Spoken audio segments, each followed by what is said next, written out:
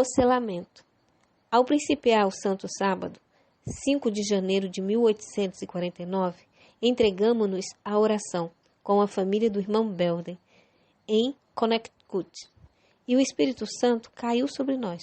Fui levada em visão para o lugar santíssimo, onde vi Jesus ainda intercedendo por Israel. Na extremidade inferior de suas vestes havia uma campainha e uma romã. Uma campainha e uma romã.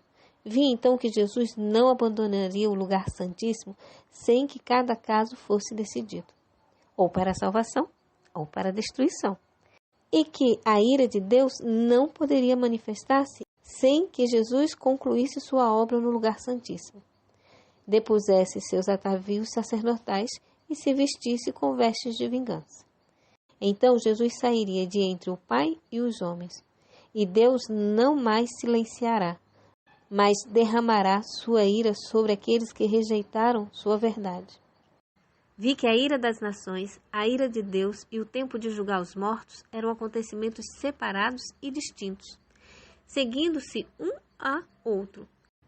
Outro sim que Miguel não se levantara e que o tempo de angústia, tal como nunca houve, ainda não começara. As nações estão se irando agora. Mas quando nosso sumo sacerdote concluir sua obra no santuário, ele se levantará, envergará as vestes de vingança, e então as 7 últimas pragas serão derramadas. Vi que os 4 anjos segurariam os 4 ventos até que a obra de Jesus estivesse terminada no santuário.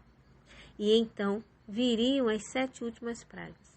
Essas pragas enfureceram os ímpios contra os justos, pois pensavam que nós havíamos trazido juízos divinos sobre eles, e que se pudessem livrar a terra de nós, as pragas cessariam.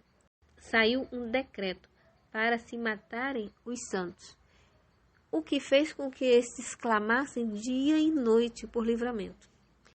Este foi o tempo da angústia de Jacó. Então todos os santos clamaram com angústia de espírito e alcançaram livramento pela voz de Deus. Os 144.000 triunfaram. Sua face se iluminou com a glória de Deus. Foi-me mostrada então uma multidão que ululava em agonia. Em suas vestes estava escrito em grandes letras: pesado foste na balança e foste achado em falta.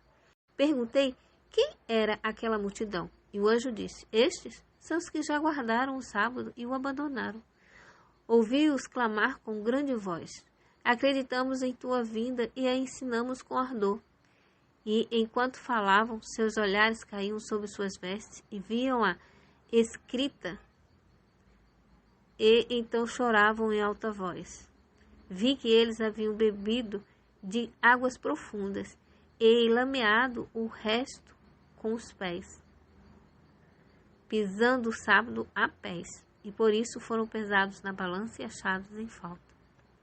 Então meu anjo assistente me conduziu à cidade, onde vi 4 anjos voando em direção à porta. Estavam precisamente a apresentar o cartão de ouro ao anjo que estava à porta, quando vi outro anjo voar celeremente, vindo da direção em que se encontrava a mais excelsa glória, e clamar com grande voz aos outros anjos, agitando para cima e para baixo alguma coisa que tinha na mão.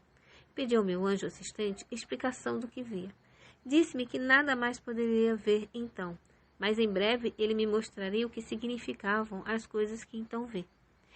Sábado à tarde, um dentre o nosso grupo ficou doente e pediu oração para ser curado. Unimo-nos em rogo ao médico que jamais perdeu um caso, e enquanto o poder curador descia e o enfermo sarava, o Espírito caiu sobre mim e fui arrebatada em visão. Vi 4 anjos que tinham uma obra a fazer na terra e estavam em vias de cumpri-la. Jesus estava vestido com trajes sacerdotais.